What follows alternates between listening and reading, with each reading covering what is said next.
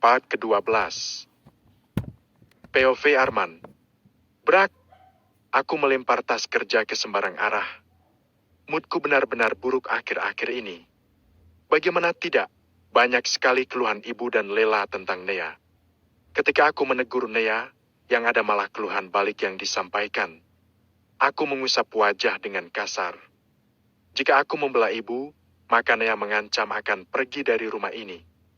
Tapi jika aku membela Nea, maka aku akan disebut anak durhaka.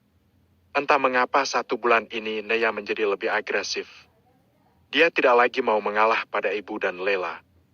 Padahal apa susahnya dia pergi ke rumah ibu dan meminta maaf sebagaimana mestinya. Benar kata ibu, tidak mungkin dia yang kesini lalu meminta maaf pada Nea, menantunya sendiri. Ini bukannya minta maaf, Nea malah semakin membuat masalah. Seperti tadi, Lela mengirimkan aku foto mobil anak Aki. Mobil yang harganya sekitar 3 juta. Lela mengatakan jika mobil itu hadiah ulang tahun untuk Dava yang belikan oleh Nea. Pertamanya aku tidak yakin jika Nea yang membelinya. Tapi setelah Lela mengirimkan foto Dava yang sedang menaiki mobil berwarna merah hitam tersebut, aku jadi yakin jika Lela tidak sedang berbohong. Makanya aku memutuskan untuk cepat pulang dari kantor hari ini. Aku harus memastikan sendiri dari mana Nea mendapatkan uang segitu banyak untuk membelikan mobil-mobilan mahal. Nei! Naya! Teriakku memanggil Nea. Tapi sepertinya tidak ada orang. Karena dari tadi tidak aku dengar suara Nea ataupun Dava. Mobil yang dimaksud oleh Lela juga tidak ada di sini.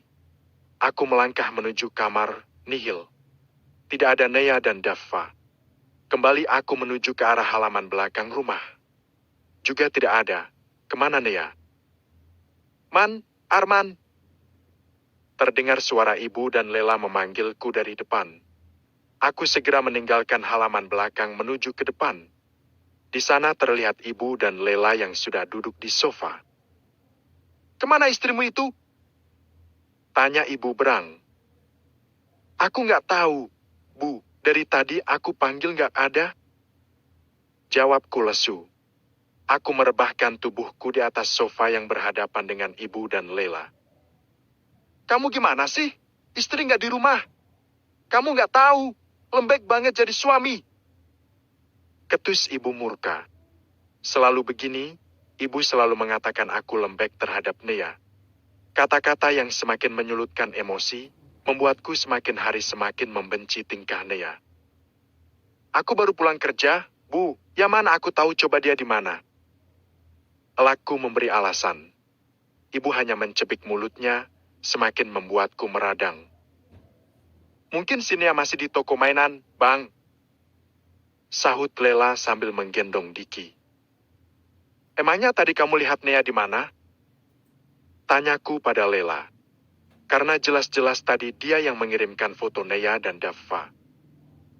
Aku lihat di story Wanya, Mas. Jawab Lela.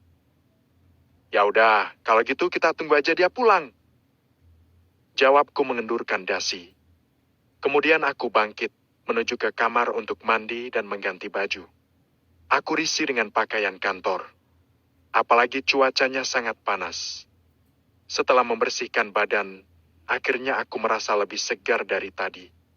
Aku buka lemari pakaian, mengambil baju rumahan lalu memakainya. Entah mengapa, pikiranku tertuju pada lemari baju Nea. Aku merasa ada sesuatu yang disembunyikan di dalamnya. Akhirnya untuk menuntaskan rasa penasaran yang membuncah, aku membuka lemari baju Nea. Tidak pernah sekalipun setelah menikah aku securiga ini pada Nea. Aku juga tidak pernah mengotak-atik barang pribadi Nea. Karena aku menghormati privasinya walaupun dia sudah sah menjadi istriku. Kubuka satu persatu baju Nea yang terlipat rapi. Tidak ada apa-apa yang mencurigakan. Hingga akhirnya mataku tertuju pada baju gamis yang digantung pada gantungan lemari. Karena seperti ada sesuatu yang menonjol yang terlihat di dalam saku baju gamisnya. Aku menarik gamis tersebut dan mengambil barang di dalamnya. Yang ternyata sebuah buku tabungan atas nama Unaya Hafizah. Sejak kapan Nea memiliki buku tabungan, kenapa aku sampai tidak tahu? Aku membuka buku tersebut. Namun mataku melotot sempurna melihat nominal uang yang berada di dalam tabungan Nea. Dari mana dia mendapatkan uang sebanyak ini? Bahkan uang Nea melebihi tabunganku selama ini. Kubuka satu persatu lembaran buku tabungan tersebut. Tiap bulan selalu ada uang yang masuk ke dalam rekening Nea. Apa yang sebenarnya dilakukan Nea di belakangku? Apa benar tuduhan ibu selama ini? Jika Nea sudah memiliki laki-laki lain, jika memang benar, aku tidak akan mengampuninya. Man, kenapa lama sekali? Ibu mengomel tanpa henti dari tadi. Sampai-sampai dia masuk ke dalam kamar aku dan Nea. Ini, Bu, tadi aku. Apa ini? Setelah ibu memotong jawabanku, dia mengambil buku tabungan Nea yang masih berada dalam genggamanku. Ibu buka perlembar buku tabungan tersebut. Ternyata bukan hanya aku, ibu juga membulatkan matanya ketika melihat nominal uang yang berada di dalam rekening. Banyak sekali tabunganmu, Man. Ucap ibu sambil tersenyum. Itu bukan punyaku, Bu. Aku menjawab sambil melenggang keluar dari kamar. Ibu mengikutiku dari belakang. Terus, punya siapa? Tanya ibu terus mengoceh. Punya Nea? Jawabku yang kembali merebahkan tubuh di atas sofa. Kok bisa dia punya uang banyak begini? Atau jangan-jangan selama ini kamu memberikan semua gaji pada dia? Iya kan? Tanya ibu lagi sambil melemparkan buku tabungan tersebut di atas meja kaca. Dengan cepat Lela menyambar buku tersebut dan melihat isinya. Dia sama terkejutnya dengan kami. Tidak menyangka jika Nea selama ini mempunyai tabungan ratusan juta. Aku juga nggak tahu, Bu. Aku aja baru nemu buku itu tadi di dalam lemari. Jawabku lesu. Jangan-jangan. Lela menggantungkan kalimatnya yang membuat aku dan ibu penasaran. Jangan-jangan apa? Tanyaku. Jangan-jangan sini open bow untuk para lelaki hidung belang. Ucap Lela menyambung omongannya tadi. Kamu jangan sembarang bicara, Lela. Gimana pun dia kakak ipar kamu. Jawabku tidak suka melihat Lela mengatakan Nea begitu. Lihat kan, Bu, Bang Arman memang bisa dikadalin sama si Nea itu. Ucap Lela mengadu pada ibu. Adikmu ada benarnya, Man. Kerjaan apa coba zaman sekarang yang bisa menghabiskan tanpa bekerja banting tulang? Sahut ibu membenarkan ucapan Lela. Tapi aku yakin dia nggak gitu, Bu. Aku tahu siapa dia. Buka aurat aja dia nggak pernah. Belaku.